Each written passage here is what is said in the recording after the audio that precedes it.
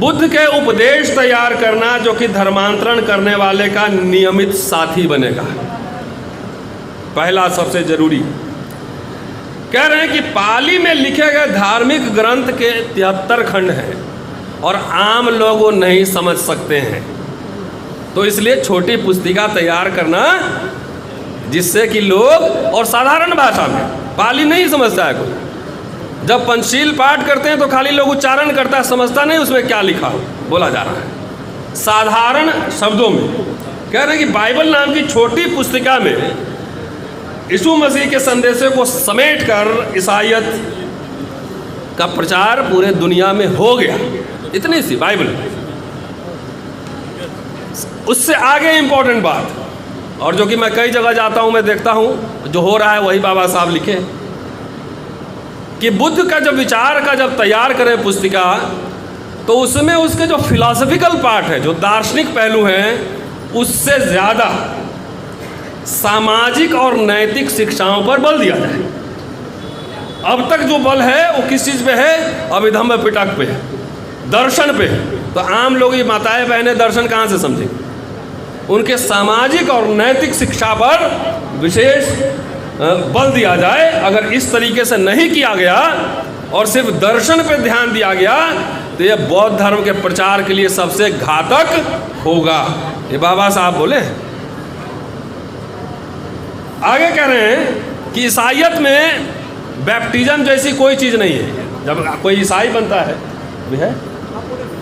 ईसाई बनता है तो उसमें बैप्टिज्म होता है, जिससे पता लगता है कि आप ईसाई बन गए। बोले बुद्धिज्म में ऐसा कुछ नहीं है। इसलिए एक आदमी बुद्धिस्ट बन भी जाता है तो कब छोड़ के चला जाता है पता नहीं लगता है, कि सिर्फ पंचशील का उच्चारण कर लेना काफी नहीं है। धर्मांतरण के संबंध में जो कुछ संस्कार है वो सिर्फ भिक्षु बनने और संघ में चले जाने तक सीमित है। किसी आदमी को, किसी व्यक्ति को यह एहसास कराने के लिए, अनुभूति कराने के लिए कि वह अब हिंदू नहीं रहा और एक नया मानव बन रहा है, इसमें कई अन्य चीज भी शामिल की जानी चाहिए। फिर आगे कहते हैं कि साधारण उपदेशकों की नियुक्ति करना, जो घर घर जाकर बौद्ध तथागत के विचार का प्रचार प्रसार कर सके और यह देख सके कि लोग धम्म का कितना पालन कर रहे हैं। इन साधारण उपदेशकों को वेतन जरूर दिया जाए, सैलरीड, इसको वेतन दिया जाए। और दूसरी बात, उसकी वो शादीशुदा होना चाहिए। साधारण उपदेशक शादीशुदा होना चाहिए, उसको वेतन दिया जाना चाहिए। आगे कह रहे हैं कि एक बौद्ध धार्मिक केंद्र की स्थापना करना, जहां उपदेशक बनने के इच्छुक व्यक्तियों को बौद्ध धर्म तथा अन्य धर्मों की तुलनात्मक शिक्षा दी जाए। हम कई जगह देखते हैं, चाहे रविदास आश्रम हो, चाहे बुद्ध विहार हो, कई जगह या अंबेडकर भवन हो, वहाँ पे किराए पे लगता है, जबकि उसका पर्पस कुछ और था। वो भी लगे कोई नहीं, लेकिन रिसोर्स जनरेट हो, लेकिन रिसोर्स जनरेट करके उसका पर्पस था स्कूल कॉलेज खोलना, आगे बढ़ाना, रिसोर्स जनरेट करने के बाद। प्रत्येक रविवार को बुद्ध विहार में सामूहिक पूजा का प्रावधान करना, जिसके बाद उपदेश का एक सेशन हो, एक सत्र हो। 4 नगरों में, इसमें से सोच लीजिए कौन कौन काम हुआ है। पैसे की कमी नहीं है, बोल देंगे अभी राणा साहब को कि टिकट दिलाना है लोकसभा का, पता लगा कि 4 करोड़ रुपया लेके पहुंच गए। पैसे की कमी नहीं है क्या? ट्रांसफर पोस्टिंग के लिए साहब लोग यहाँ बैठे होंगे, ट्रांसफर पोस्टिंग के लिए बोलेंगे 50 लाख लेके पहुंच जाए, लेकिन स्कूल कॉलेज खोलने में थोड़ा हाथ पीछे खींचते हैं। 4 नगरों में, मद्रास, बंबई, नागपुर और दिल्ली में बड़े बड़े मंदिरों और विहारों का निर्माण करना, और मद्रास, नागपुर, कलकत्ता और दिल्ली में स्कूलों और महाविद्यालयों, कॉलेज का निर्माण करना। कितने कॉलेज खुले हैं 50-60 साल में, ये आप तय कर लीजिए। हमको लग रहा है बाबा साहब सिद्धार्थ कॉलेज या मिलिंद कॉलेज बनाए थे, वो भी ठीक से नहीं चल रहा होगा। ये महाराष्ट्र के साथी यहाँ पे बैठे हैं, वो बता सकते हैं। फिर कह रहे हैं कि कैसे प्रचार होगा, बड़ा इंटरेस्टिंग है, इसीलिए मैं थोड़ा सा लंबा आपको ले रहा हूँ, ज़्यादा समय ले रहा हूँ। कि बुद्ध धर्म के विषय में निबंध आमंत्रित करना, और निबंध है ऐसे राइटिंग कंपटीशन, सभी धर्म के लोगों को आमंत्रित किया जाए और उसमें से जो 3 जो है विजेता, ऊपर से 1 2 3 उसको पुरस्कार दिया जाए, जिससे बौद्ध धर्म के बारे में लोगों की जागरूकता बढ़ेगी। फिर कहते हैं बौद्ध मंदिर और विहार इतने विशाल होने चाहिए कि दूर से देखने में ही लगे कि वहाँ कुछ हो रहा है, स्पेशल हो रहा है। उसके आसपास में स्कूल कॉलेज होने चाहिए, क्योंकि वे उसके पूरक हैं, अनुपूरक हैं। वहाँ से फीस आएगा तो बौद्ध विहार भी चलेगा और साथ साथ युवा युवतियों में बौद्ध धर्म का प्रचार प्रसार भी होगा। हम लोग नहीं खोले यूनिवर्सिटी, कॉलेज नहीं खोले, जिसके कॉलेज में स्कूल में पढ़िएगा उसी की भाषा ना भूलिएगा। और अंतिम में चलते चलते कह रहा हूँ कि अंतिम में कह रहे हैं कि भारत में बौद्ध धर्म को प्रचार प्रसार करने के लिए क्या क्या सावधानी जरूरी है। तो सावधानी सुनिए। कह रहे हैं कि भारत में बौद्ध धर्म के लुप्त होने का कारण यह नहीं रहा कि इसके सिद्धांत झूठे पाए गए या गलत साबित हुए, इसका कारण अलग है। सबसे बड़ी बात है कि बुद्ध धर्म को भारत में ब्राह्मणों ने अपने बाहुबल से हरा दिया, बाहुबल से हराया।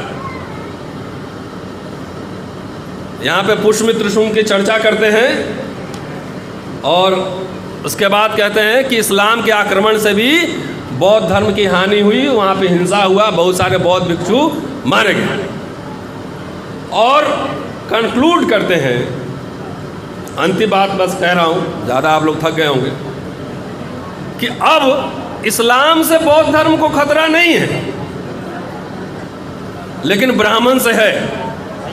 ये सब हमारे भिक्षुओं को मतलब बैठे हैं, इसलिए अवसर ले रहा हूँ बताने के लिए कि ब्राह्मण धर्म बुद्ध का सबसे ताकतवर विरोधी होगा। आपके सारे विरासत में कब्जा किया हुआ है, सारे विरासत।